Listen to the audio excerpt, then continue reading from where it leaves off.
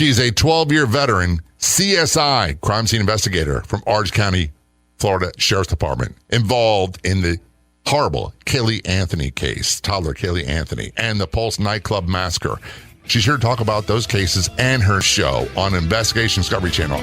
Welcome to the Law Enforcement Talk Radio Show. In the Law Enforcement Talk Radio Show, we are joined by special guests talking about their experiences, the realities of investigating crimes, plus those who have experienced horrendous trauma. Police, first responders, military, and victims of crime share their stories. Hi, I'm John J. Wiley. In addition to being a broadcaster, I'm also a retired police sergeant. Be sure to check out our website, letradio.com, and also like us on Facebook. Search for the Law Enforcement Talk Radio Show. The Law Enforcement Talk Radio Show is brought to you in part by Colonial Metals Group. Got questions about investing in precious metals like gold and silver? They have the answers and will take the time to help explain your options for protecting your financial future. Call Paul and his staff at Colonial Metals Group to learn how to get started. Call 800-898-1841, 800-898-1841. That's 800-898-1841, or go online to colonialmetalsgroup.com/LET radio.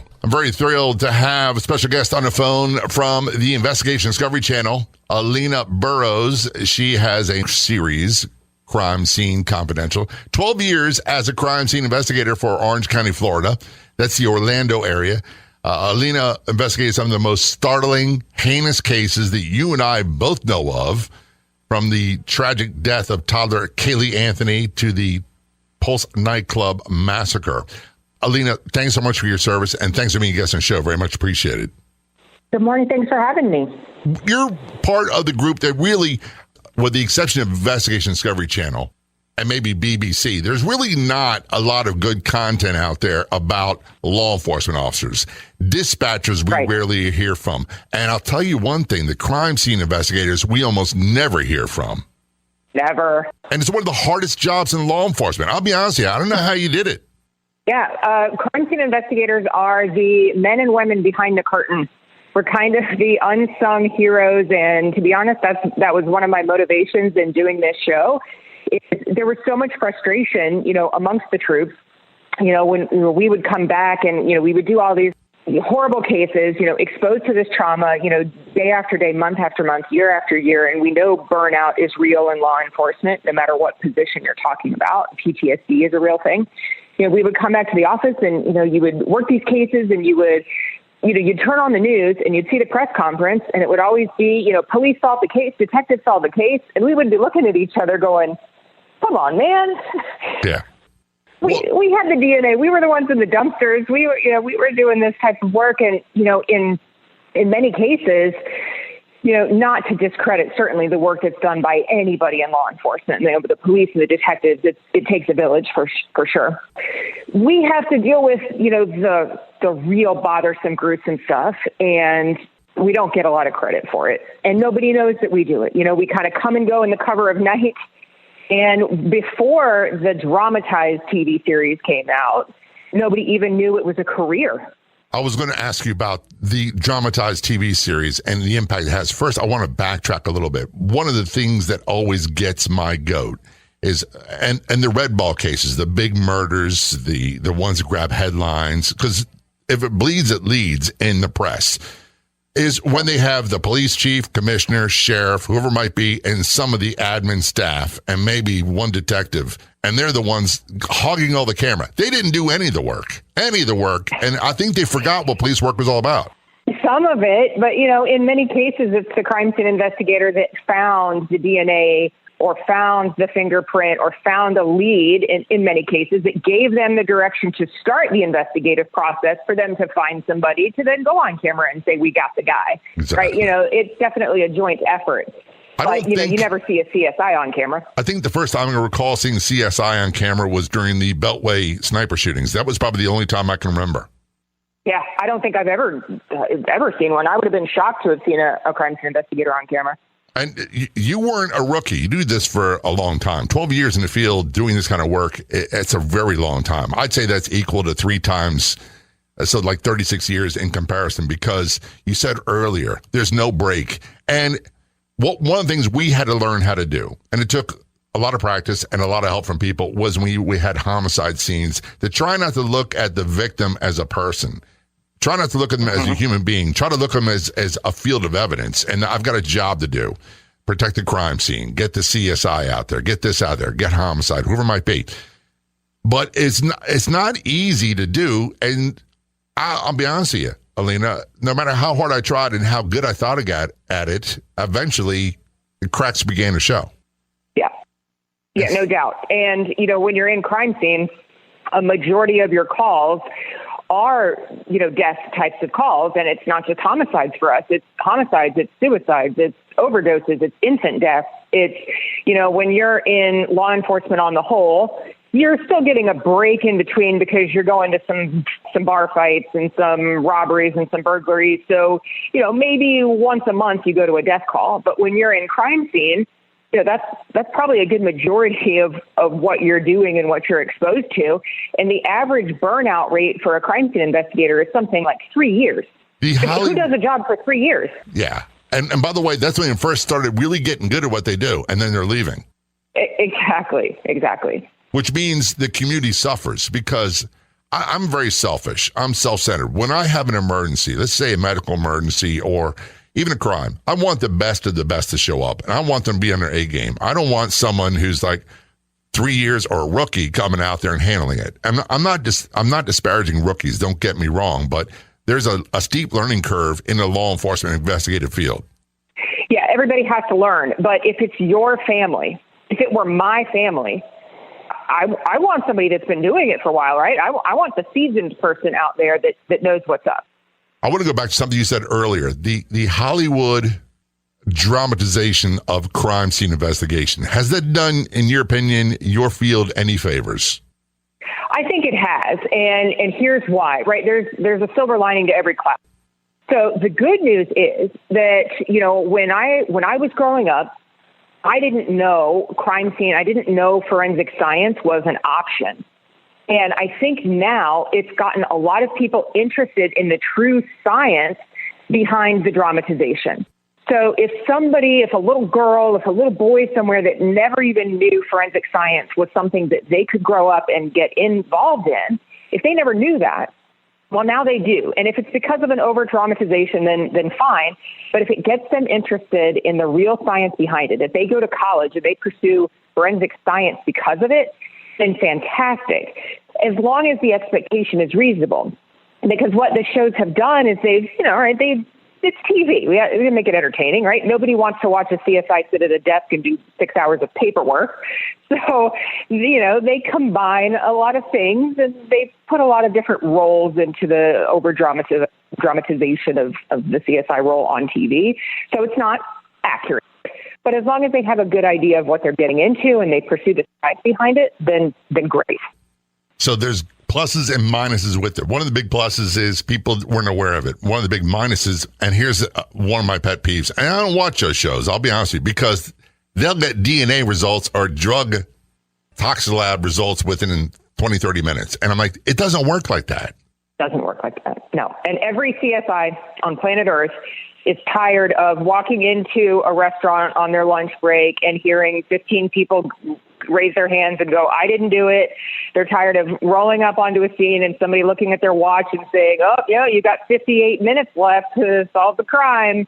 Every CSI on planet Earth has heard every crime scene joke based on those TV shows.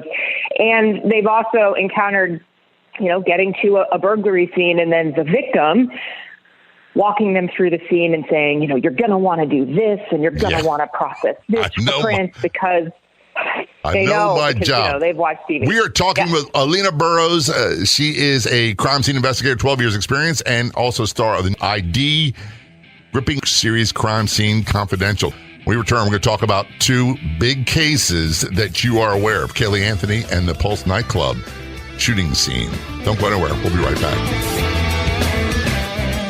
Our sponsor, Colonial Metals Group, helped me with my goal of protecting my financial future. Being at the whim of the stock market or the current administration doesn't make me feel safe or secure, but having a self-directed IRA where I can safely store gold and silver, assets that have stood the test of time, no matter what the economy or government policies are, makes sense to me. Call Paul and his staff at Colonial Meadows Group to get more information. Call 800-898-1841. 800-898-1841. That's 800-898-1841. Or go online to colonialmeadowsgroup.com/LET radio. How do you start your day? After grabbing a cup of coffee, I grab my phone and open the Clubhouse social audio app and go right to the Breakfast with Champions rooms. I get what I need to start my day the right way in the Breakfast with Champions rooms on the Clubhouse social audio app. Best of all, the Clubhouse social audio app is free, and so are the Breakfast with Champions rooms. So download the Clubhouse social audio app and join me in the Breakfast with Champions rooms. Turn a conversation on the Law Enforcement Show with Alina Burrows.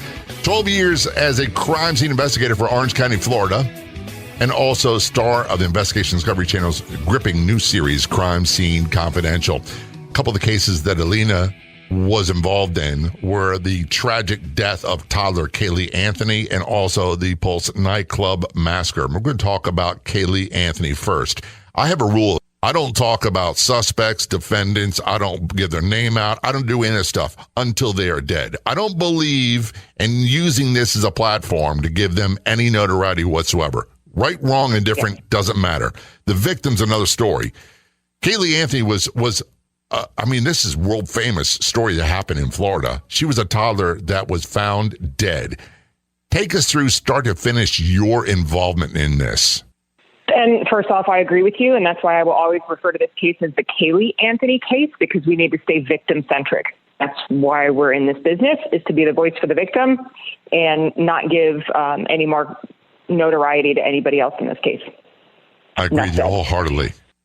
The first involvement in this case is actually I was sitting at my desk. I answered a phone call that came in from a detective, and they said, Alina, we have a car. We need to tow it to the sheriff's office, to the forensic unit.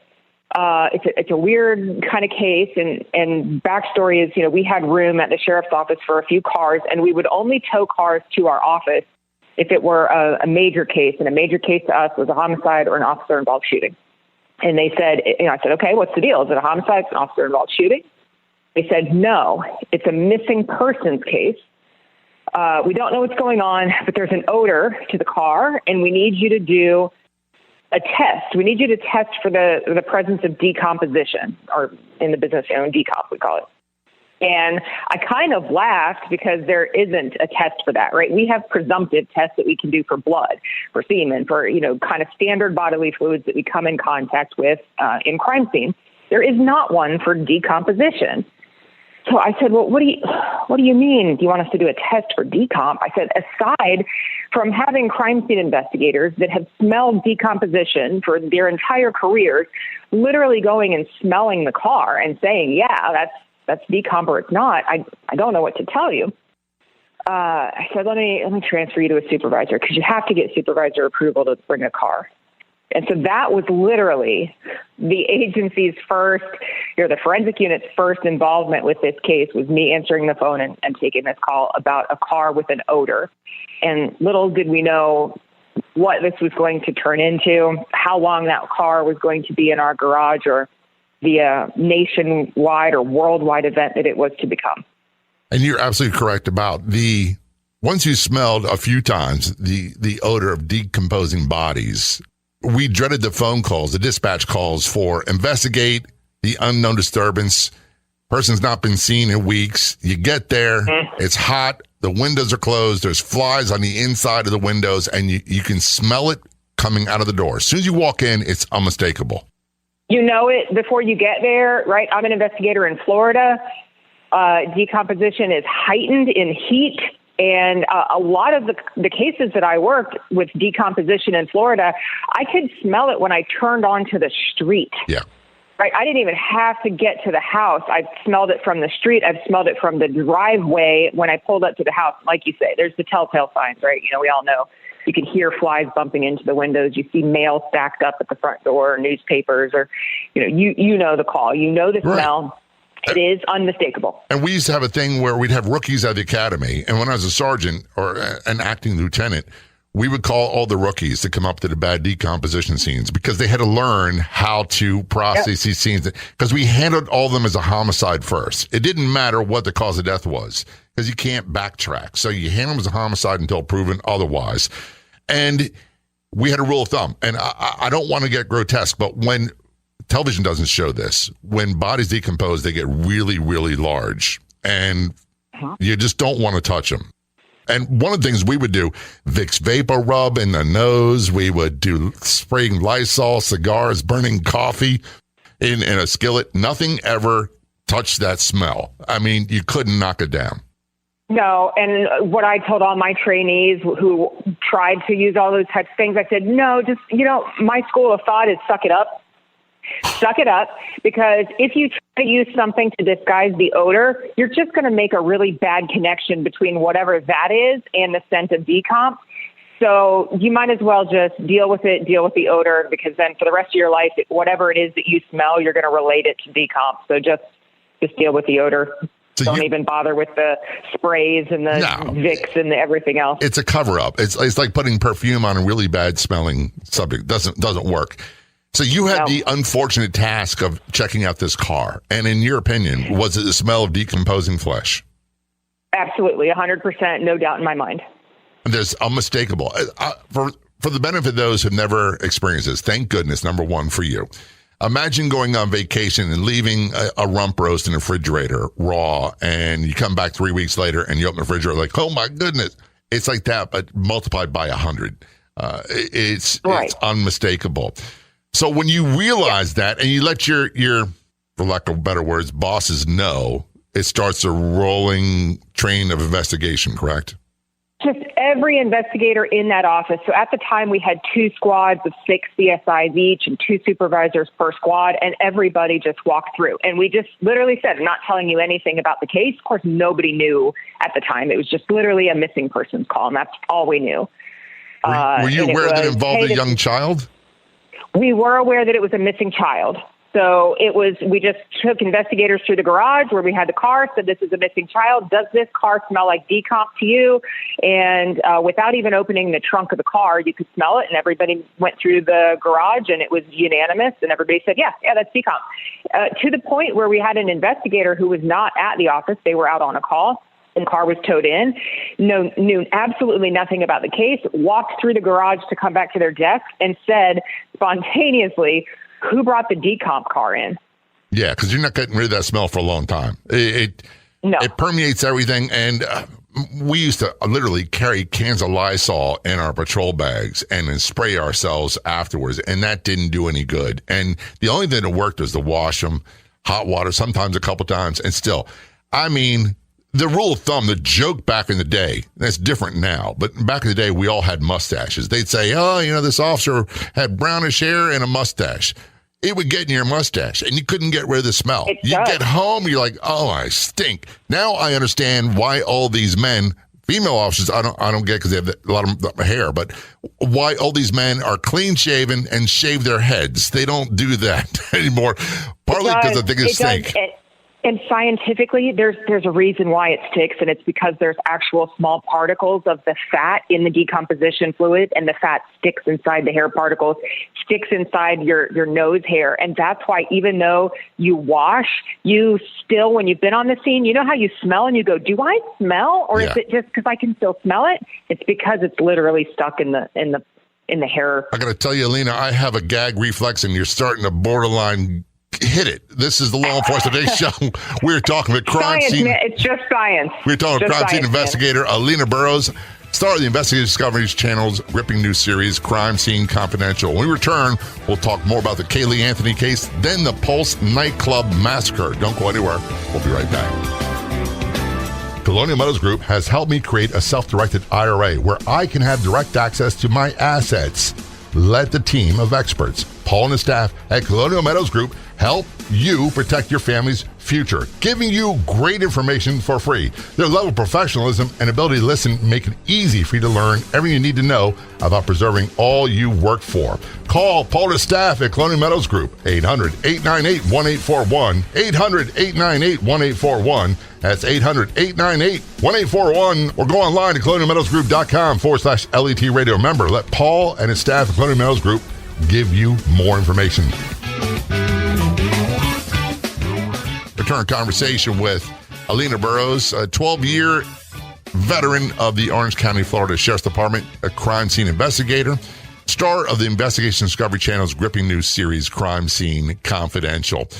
We were talking about the Caylee Anthony case. We were talking about investigating the smell of decomposition in the car, and your involvement progresses from there, correct?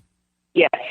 So as the case begins to progress, I did search warrants on the Anthony residence, and I was at the recovery site when Caylee was located.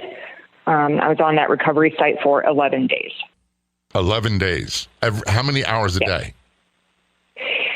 We got to the recovery site at 7 o'clock in the morning, and then the investigators most of us would leave at 5 o'clock, and then some would leave after that because we were trying to think really forward, really advanced, think of any possible way that we could go above and beyond and think of anything else we could do to help find skeletal remains.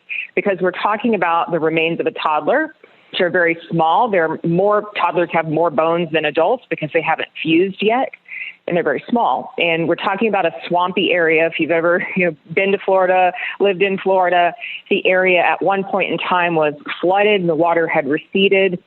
It was covered in grass and vines. And we have animals, scavenger activity. There are all kinds of things that are working against us, heat, humidity. It was through a rainy season. We have hurricane season. So we were dealing with a lot of things that were not in our favor to find a lot of very small skeletal remains. Well, one of the things about bones is that bones will fluoresce under ultraviolet light. So I decided that I would wait until dark and then do a search of that same wooded area with alternate light source to see if we can find any skeletal remains in a different searching capacity. So I stayed until 7 o'clock at night so that we could wait for nightfall. So it was usually 7 a.m. to 7 p.m. For about 11 days. And what a lot of people don't realize, earlier in the conversation, we talked about trying to not view the victim as a person so you can do your job. I always found it much more difficult with children. And one of the resounding things even today is I can't help but think of initial reactions being on scene. One case, I won't go into details, is a prostitute was stabbed to death and thrown down a stairwell. I wound up arresting the guy who did it quite by accident. But my first thought was they discarded this person like a piece of garbage, like they threw trash out they didn't care about. Was that a thought for you? It's absolutely a thought, especially when you have a body which is clearly a dump site, right? It's, not only was this a dump site, she was physically in a trash bag. When you have a body in a dump site in a trash bag, when this is an infant, and like you said, as an investigator, you have to be able to separate your emotions. You have to not think of this as a baby and as a toddler because you have to be able to do your job. And so there was a degree of that. You have to turn it off. You have to go to work. You have to, we're here to find evidence. We're here to find and bring her home. And then there's the aspect of every night I go home and I turn on the news and there she is. And they have these pictures of her with her big brown eyes and her grandmother singing, "You are my sunshine." And this is the case where, now, is this case any different from the other baby deaths and the hundreds of homicides that I've worked, the literal dozens of infant deaths that I've worked? No, but the rest of the world now knows her name. And they're playing footage over and over and over and over. And it makes it so much harder for me to disconnect. How do I disconnect from my victim when every time I go home, I'm hearing her, I'm seeing her, and now the whole world knows her name. The whole world is talking about her every time on the news. I had news helicopters following me home from the crime scene. Helicopters. I'm talking on the phone with my mom, trying to, you have support systems are completely necessary in law enforcement. You have to be able to vent and talk about things to somebody, about how you're feeling, all of these things to keep your mental health, good and strong. And I was literally talking to my mom on the way home from a scene, and she said, "Don't get out of your van. I just saw you pull up to your house. I'm watching the news. Don't get out of your van." You didn't sign up for that part of the job. That was not part of the equation. I had news cameras following me as I was leaving, that physically bumping into my back as I'm carrying evidence. I was blinded by lights. I couldn't even find my crime scene van.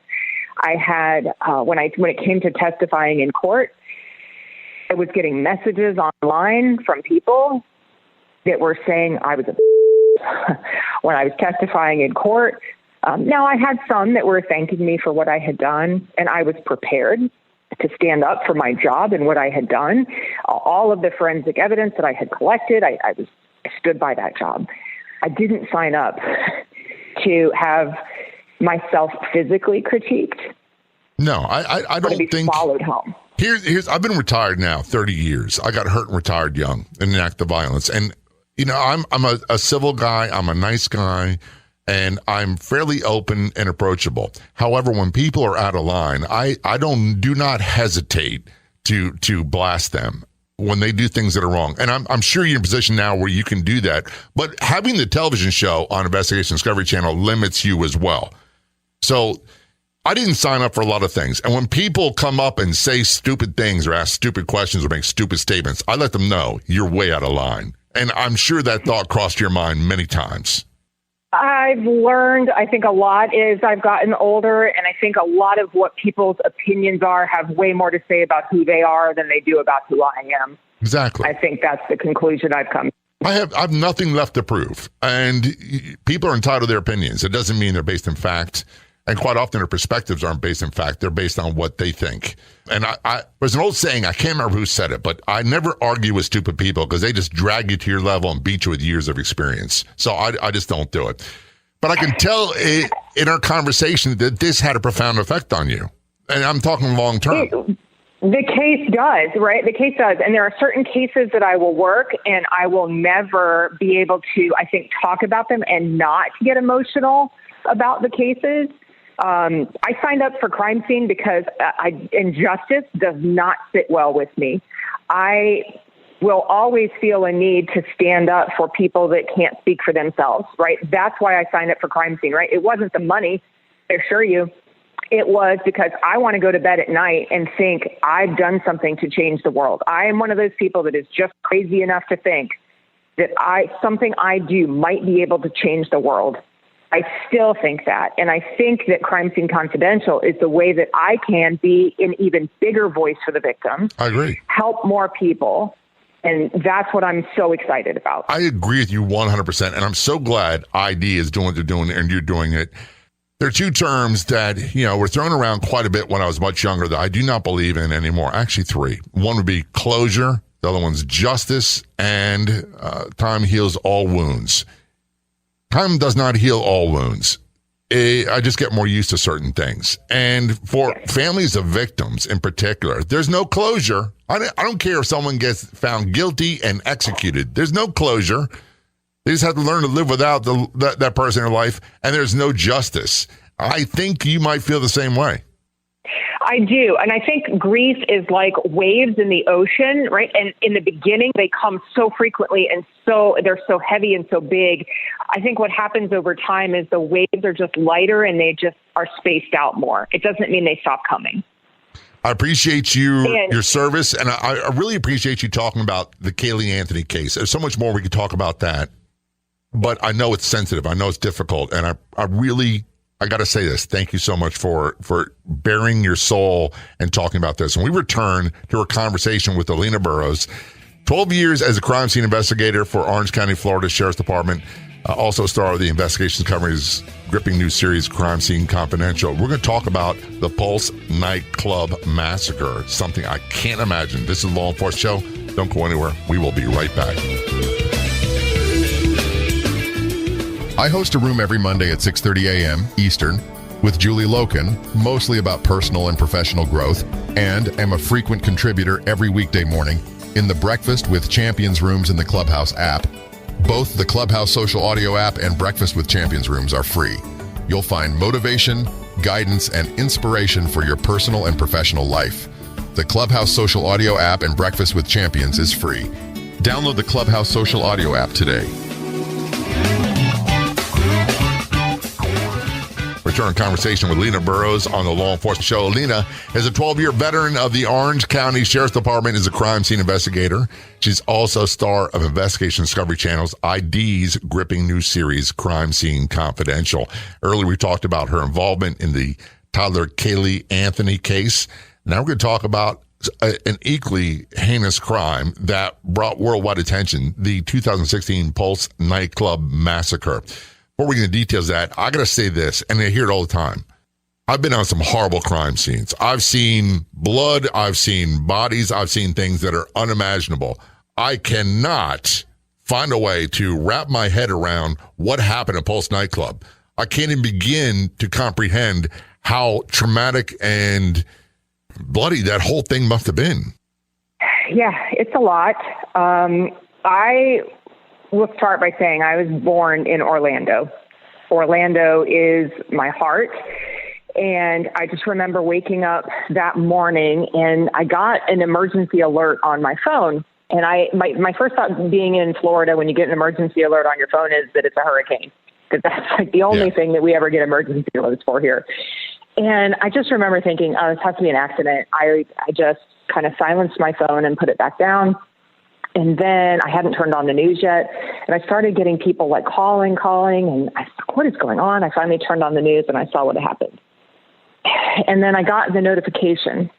So I had already retired from Orange County, but I'm on the state response team for, it's very similar to DMORT. If you're familiar with the federal DMORT, which is the Disaster Mortuary Operations Response Team, each state, I think each state has one, but Florida definitely has one, where if there is a disaster situation, they can call, if the state declares an emergency, they can call this team in. They come in and kind of help with identifying victims and processing the bodies with the medical examiner's office. So that was the team that I was on, the state response team, and I got called in that next day. We had a mobile command post that was set in where families can go and say, this is my loved one. I haven't heard from them. This is what they were wearing. They would report, hair color, what they were wearing, tattoos, surgeries, scars, any type of features that we could use to identify.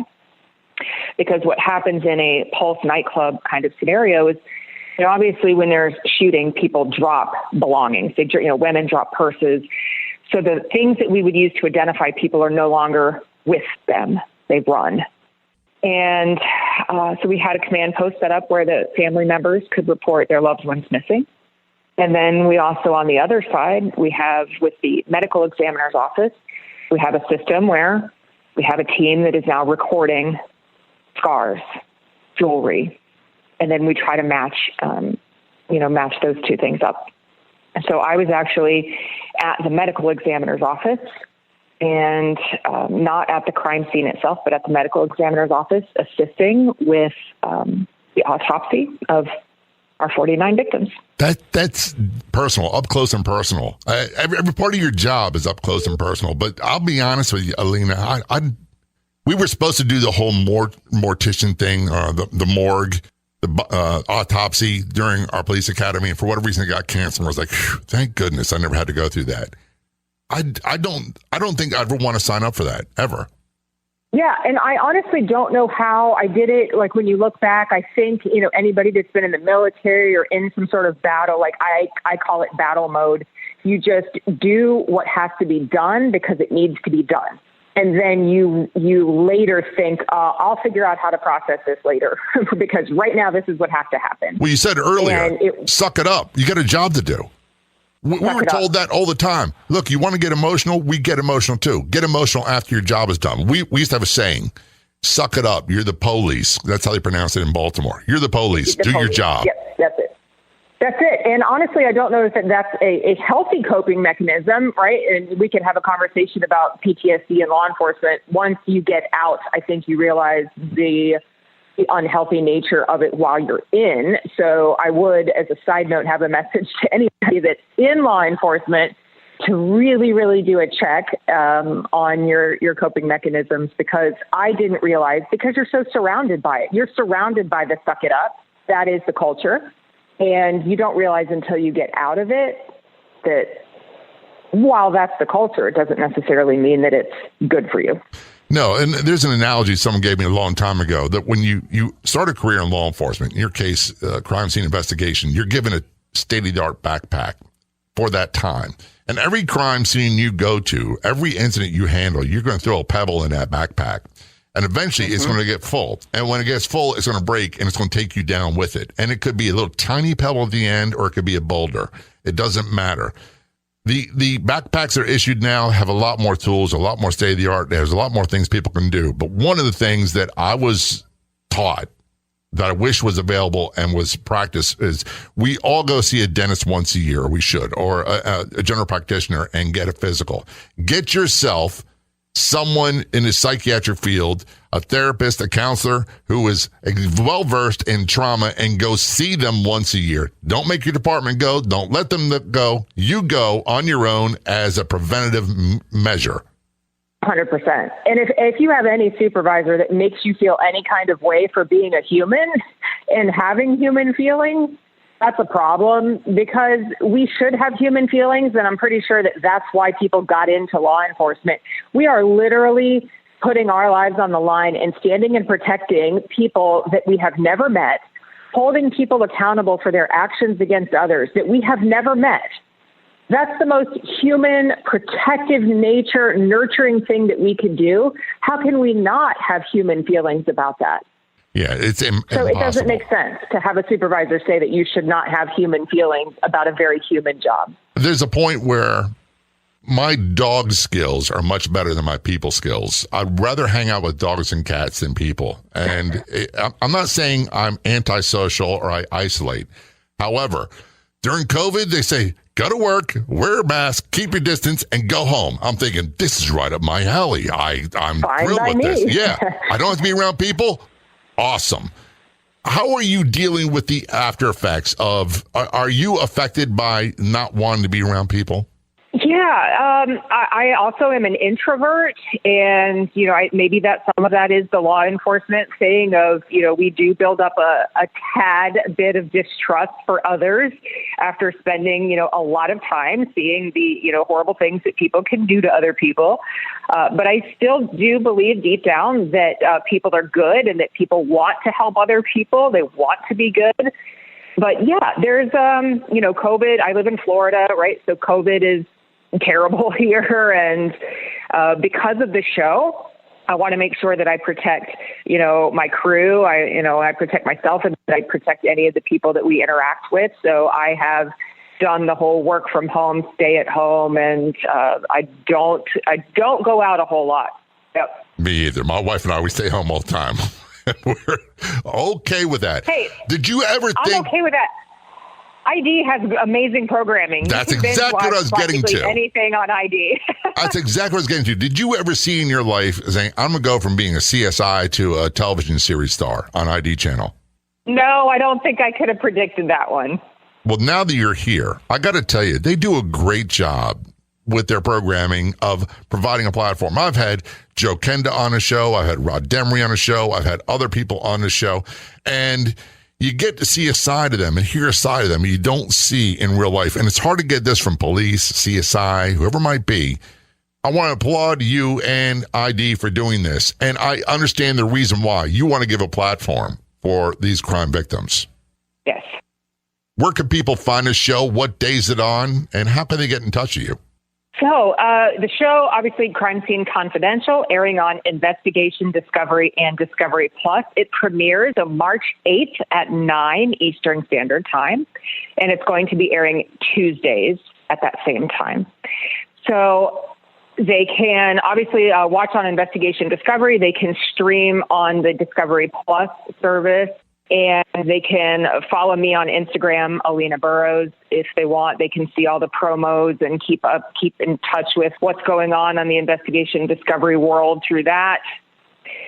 I'm so excited for people to see the show. Like you said, this is new. This is different. We have never done this before. You have never seen crime through the perspective of a crime scene investigator. And I really hope people get that sense of lifting the tape, going underneath the tape, and seeing it from a completely different perspective. And we've heard about crime through police and investigators and detectives, but we haven't heard about it from a crime scene investigator. Alina, thanks so much. I look forward to seeing the show, and we got to talk again in the near future. Absolutely. Anytime. Be safe. A huge thank you for listening to this episode of the podcast version of the Law Enforcement Talk radio show, by the way, which is a nationally syndicated radio show. And we broadcast on over 115 radio stations across the United States to more than 44 million combined population. If you like our show, there's two simple things you can do. Go to our website, letradio.com. Add your favorites. Check it often. You can find episodes of the show right there. And the second one involves our Facebook page. It's so easy to find great content, including past episodes of the show. And when you see something that you like, that resonates with you, be sure to share it with your friends. We'll be back in just a few days with another episode of the Law Enforcement Talk radio show and podcast. Until then, this is John J. Wiley. See ya.